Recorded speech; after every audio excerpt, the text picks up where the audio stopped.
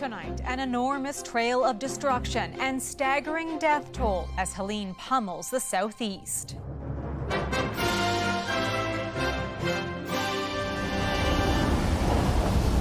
The hurricane slammed Florida as a monster Category 4, leaving millions without power. There have been about 1.5 million restorations since the storm began. Communities now faced with catastrophic flooding. I didn't realize that we were going to have this much damage. Israel targets Hezbollah's headquarters in Beirut as Prime Minister Benjamin Netanyahu strikes a defiant tone at the UN. As long as Hezbollah chooses the path of war, Israel has no choice. Celebrating the life of a British artist who cast a spell on global audiences. Pierre Totem Locomotor. The world's top golfers swing into action on Canadian turf. Spectacular. Just to see Canadians, how much Canadians love golf. And the legend of the lost taxi cab. It's been down on the bottom for 87 years. What drove an Ontario man's thrilling treasure hunt?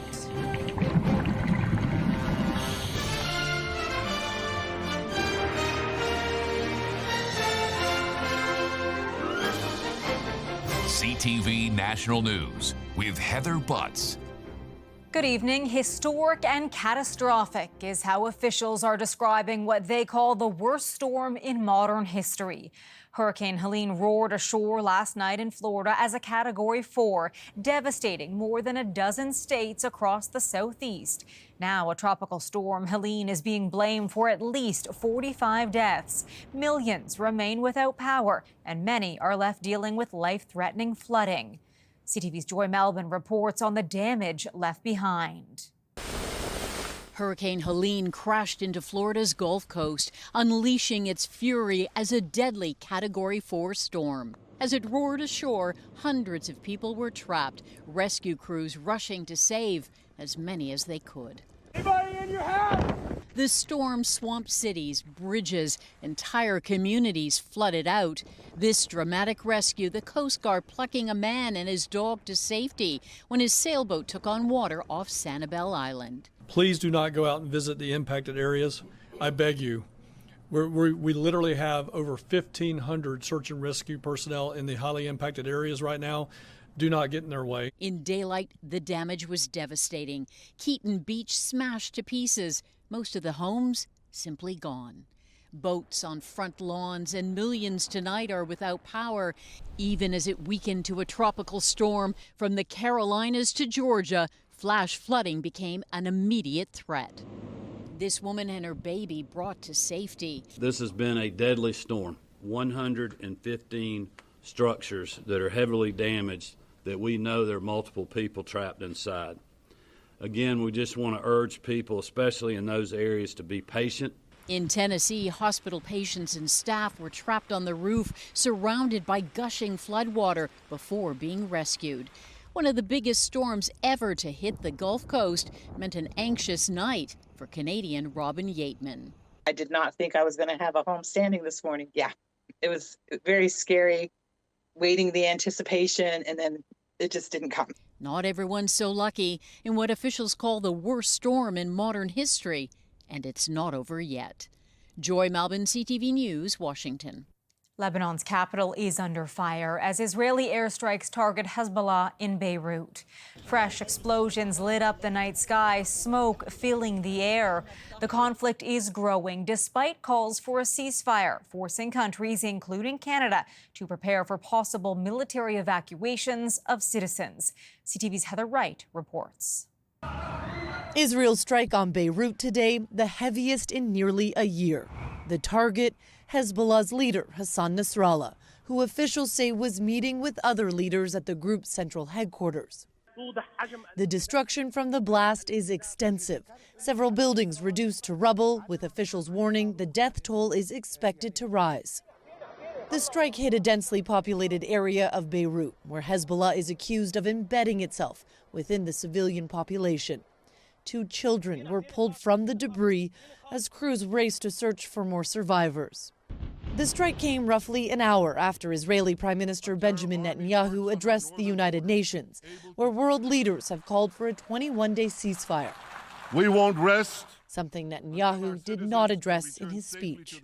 As long as Hezbollah chooses the path of war, Israel has no choice, and Israel has every right to remove this threat and return our citizens to their homes safely. While Israel and Hezbollah have been trading fire for nearly a year, Israel has ramped up its campaign against the Iran-backed group and is now preparing for a possible ground offensive.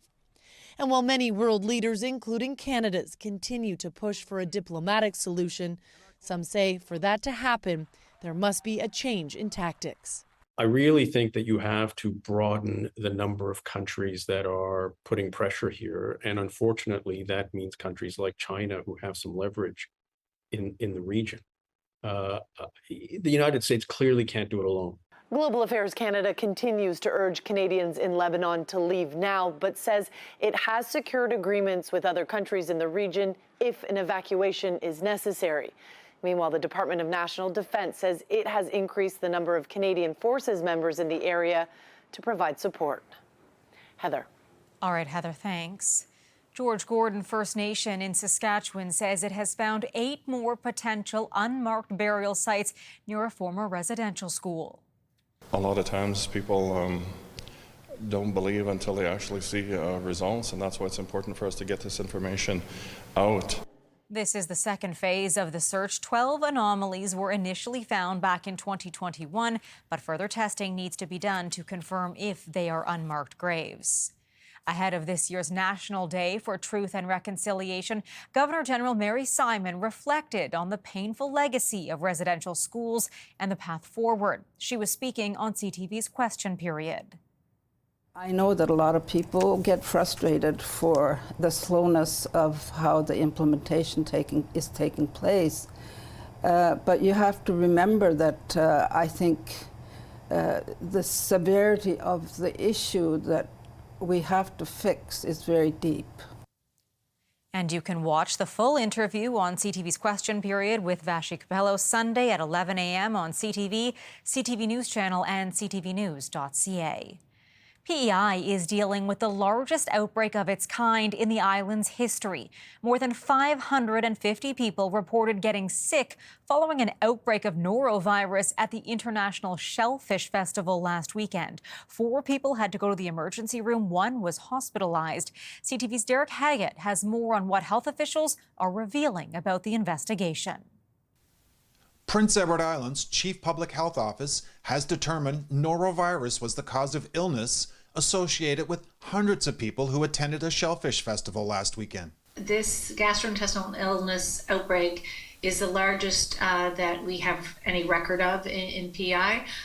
So it means it really impacted a lot of people here. Information was gathered from 550 symptomatic people who completed an online questionnaire, interviews with staff members from the festival, and cooperation from the organizers. Together, all this information certainly makes sense to us that it is norovirus, and it was confirmed in the stool samples.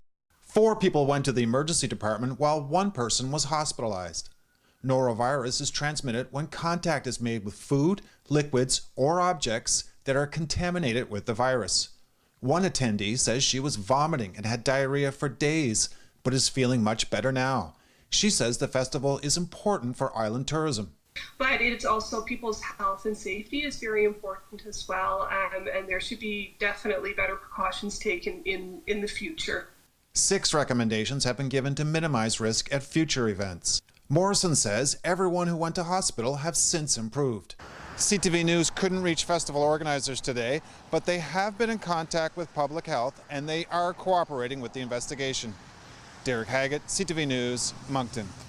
If you charge your phone overnight, Montreal's fire department wants you to stop. Emergency officials in that city are urging people to rethink the common habit after a devastating battery fire inside a container at the Port of Montreal. CTV's Kamal Karamali has more on the warning, a unique safety plea to pay attention to, Kamal. Heather, it's convenient. You plug your phone in, you head to bed, and by the time you wake up, it's fully charged. But the Montreal Fire Department says there's a potentially fatal flaw in that plan. cautioning the public this week to not charge your phone overnight while you sleep. The issue is the lithium-ion battery that can catch fire. The warning comes after crews battled a blaze at the port of Montreal Monday when a container loaded with 15,000 kilograms of lithium batteries caught fire. That's equivalent to roughly 200 Tesla cars. Fire crews say the issue is lithium-ion batteries can overheat, which triggers something called a thermal runaway. A runaway thermal event is when one of these batteries ignites, and it ignites very intensely, like a Roman candle or a blowtorch. They are very difficult to put out. It takes a lot of time and water until they can be rendered safe. Some tips to avoid cell phone fires: use proper chargers, not cheap ones. Replace old batteries. Charge your phone only when you're awake and charge on a hard surface. Lastly, have a working smoke alarm. The number of lithium-ion battery fires has been surging because of an increase in the technology that now uses them, like e-scooters and e-bikes. In Montreal alone this year, there have been 40 fires related to lithium-ion batteries. Heather. Kamal, thank you. The union representing longshore workers at the Port of Montreal has served a 72-hour notice for a 3-day strike that could start Monday. The union says only 2 terminals owned by Termont Montreal would be impacted by the work stoppage. Negotiations continue to renew the collective agreement, which expired back in December 2023. And late word tonight on the striking grain workers at the country's largest port. Labour Minister Steve McKinnon says Canada's Grain Workers Union and the Vancouver Terminal Elevators Association have reached a tentative agreement. About 600 employees walked off the job on Tuesday, demanding better wages. The acting world has lost a legend. Maggie Smith, the masterful scene-stealing actor famed for Harry Potter and Downton Abbey, has died. CTV's Paul Hollingsworth now on the Oscar-winning star's extraordinary career. Dame Maggie Smith was known for her acting versatility, caustic wit, and comedic timing. Well, if I were to search for logic, I should not look for it among the English upper class. Smith's career spanned 72 years of television, stage, and film. I am a teacher. She won the Triple Crown of Acting. That's an Academy Award. She actually has 2 of those, Emmy Awards and Tony Awards. Never missing an opportunity to elevate her performance and entertain audiences, Smith possessed a natural ability to make people laugh. There wasn't a blade of prosthetics. Smith's big career break came when she joined England's National Theatre in 1963. As the decades passed, her body of work expanded and her popularity soared. Doing something different, doing something interesting with each of these characters. Smith rose to stardom and on-screen prominence through film roles like A Room with a View, Tea with Mussolini, and Sister Act. The vow of poverty, the vow of obedience, and the vow of chastity. I am out of here. Starting in 2001, she was introduced to a new generation of fans, appearing in 7 Harry Potter films. Any rule breaking and you will lose points. In more recent years, Smith starred in the Downton Abbey TV series and films as Violet, the Dowager Countess of Grantham. What should we call each other? Well, we could always start with Mrs. Crawley and Lady Grantham. She became the most popular character on a very popular television show. Smith appeared in more than 60 movies. I'm a sick woman. Knighted by Queen Elizabeth in 1990, Dame Maggie Smith is survived by 2 sons, 5 grandchildren, and millions of fans of all ages. She was 89. Paul Hollingsworth, CTV News, Halifax. Coming up, travel turbulence. It really devastated, stressed, and it's one of my worst moments. Why a passenger is upset with Canada's biggest carrier. Plus, the first Raptors jersey to hang from the rafters.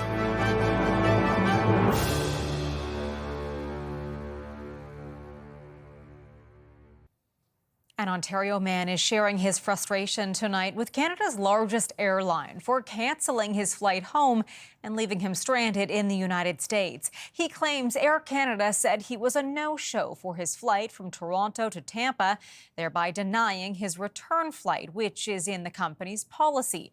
But as CTV's Kathy Lee reports, the passenger says he was on the first flight and has proof.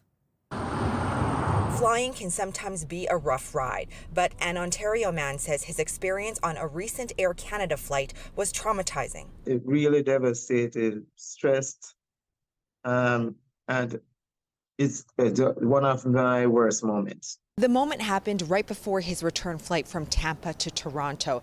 Garth Jackson says he tried to check in but was denied. He claims an Air Canada representative told him his flight was canceled because he was a no-show for his flight from Toronto to Tampa. But Jackson says he was on that flight and had proof. I had my boarding pass. I do as much as I have my duty-free receipt that shows which I had to scan my boarding pass. Still, the airline wouldn't let him check in. Instead, he had to book another flight, which was like over $600. I was now like, where would I get that money from? An aviation expert says if a passenger no-shows for the first flight of a multi-leg itinerary, the entire trip can sometimes be canceled according to Air Canada's policy. That's a seat, an opportunity on an airplane that would generate additional revenue if Air Canada could sell it. If the customer is, holding his end of the bargain and he's got documentation to support the fact that he was on the airplane and Air Canada saying, no, you weren't, that to me is a major security issue that has to be looked at. This is a case of complete and total non-performance. The passenger paid good money for their ticket, and they were not getting the service they had paid for. In a statement to CTV News, Air Canada says there was an error recording the customer's boarding of the original flight and resulted in the subsequent trips being canceled as per our policy. We are still reviewing the file, but will certainly cover additional expenses that were incurred. Jackson says he also wants an apology and explanation for how an error could have happened. Kathy Lee, CTV News, Calgary. Still ahead, golfing greats descend on Montreal, teeing up an eventful weekend for Canadian fans.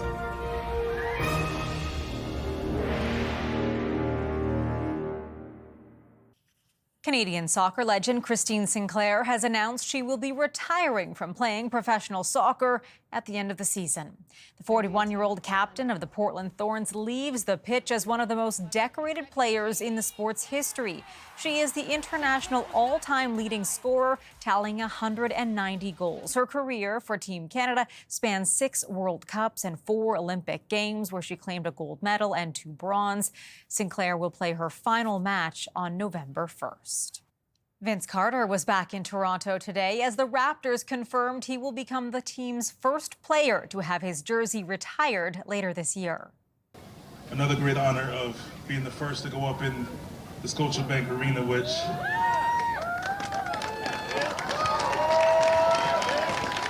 it's just so hard to believe. I'm truly thankful. Raptors executives joined city officials and several players at a renovated Vince Carter basketball court. His number 15 will be lifted into the rafters on November 2nd. The President's Cup is underway at the Royal Montreal Golf Course. The competition sees American players face off against an international roster, which includes 3 Canadians. As CTV's Quebec Bureau Chief Jean-Pierre Bushman tells us it's shaping up to be a dramatic weekend on the green. Golf shirts and hockey jerseys mixed in the crowd at the Royal Montreal, North America's oldest golf course. Tee-off time here marked the second time the President's Cup is played on Canadian soil. In this match play tournament, the formidable Americans face off against Team International, players from 5 countries. The captain of that team is Canada's Mike Weir, and 3 Canadians are on the roster. Check out this putt by Corey Connors of Ontario. Evidence to fans of the strength of the sport in this country. Just to see Canadians, how much Canadians love golf, and the fact that there's so many Canadians on the international team now. It's so good. This trio of fans are childhood friends. We've been golfing together for 35 years probably, and just always loved the game, and I think Canada's at a really high point. But all of Team USA's players are ranked among the top 20 in the world. On day one, they dominated. Today, the international team mounted a comeback. There are 2 more days to go. The course itself, the players love it. I mean, it's set up tough but fair, and it's just in perfect condition and ready to roll. I think they like the city, too. The players have been taking in Quebec culture. Australian Min Woo Lee praising the province's signature dish, poutine, online. Mackenzie Hughes chugging a local beer. All this to the delight of fans, delivering far more than a few golf claps.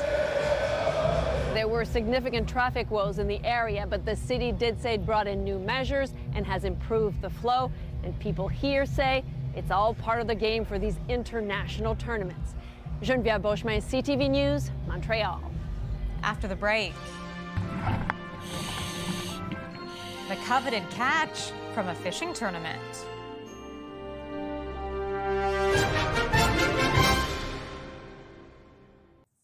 We leave you tonight with a mystery solved at the bottom of Larder Lake in northern Ontario. For decades, people in the small town, once home to a major gold mine, have talked about and searched for a sunken taxi, allegedly filled with treasure. CTV's Lydia Chubak spoke to the lucky local who made the discovery.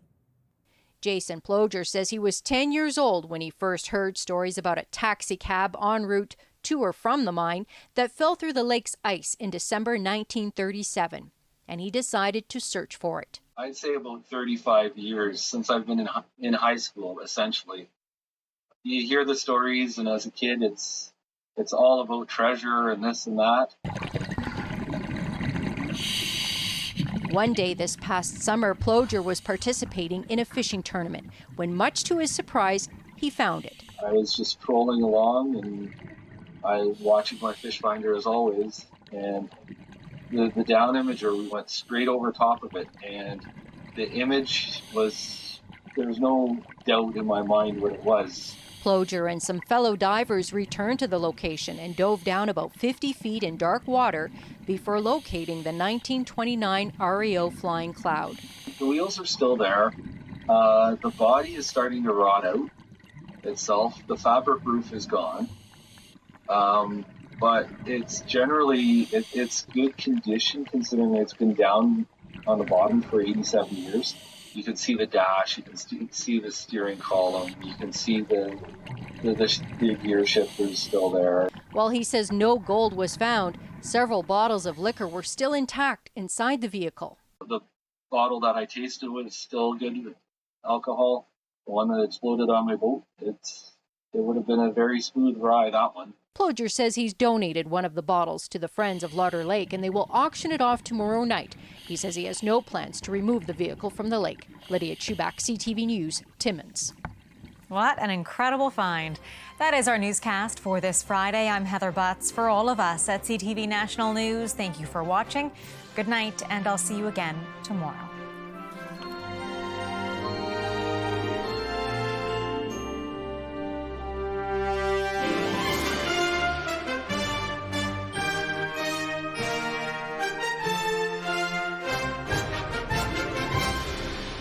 CTV National News, Canada's #1 newscast.